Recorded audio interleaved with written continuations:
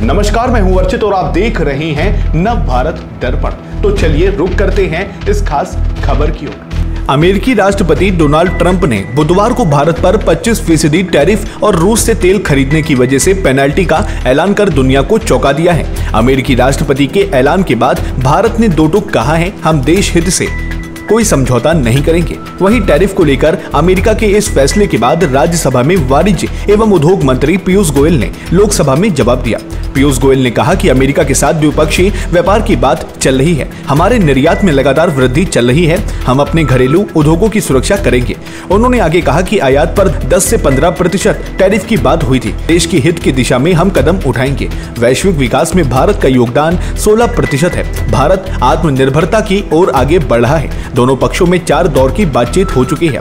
Trump ने बुधवार को कहा कि भारतीय आयात पर 1 अगस्त से 25% टैरिफ लगाने का ऐलान किया और ये धमकी भी दी कि इसके अतिरिक्त उस पर पेनल्टी भी लगाई जाएगी।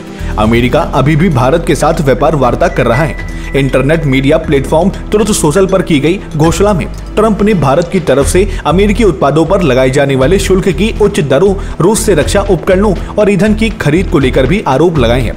ट्रंप ने बुधवार को कहा, भले ही भारत हमारा दोस्त है, लेकिन हमने पिछले कई वर्षों में उसके साथ अपेक्षाकृत कम व्यापार किया है क्योंकि वो बहुत ज्यादा शुल्क लगाता है। भारत दुनिया में सबसे ज्यादा शुल्क लगाने वाले देश में से एक है। साथ ही भारत किसी भी देश की तुलना में सबसे कठिन और आपत्तिजनक गैर मौद्रिक व्यापार बाधाएं भी खड़ी करता है।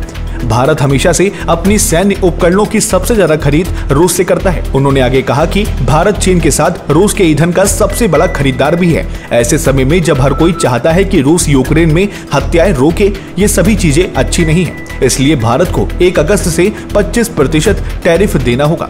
इसके अलावा आर्थिक जुर्माना भी देना होगा।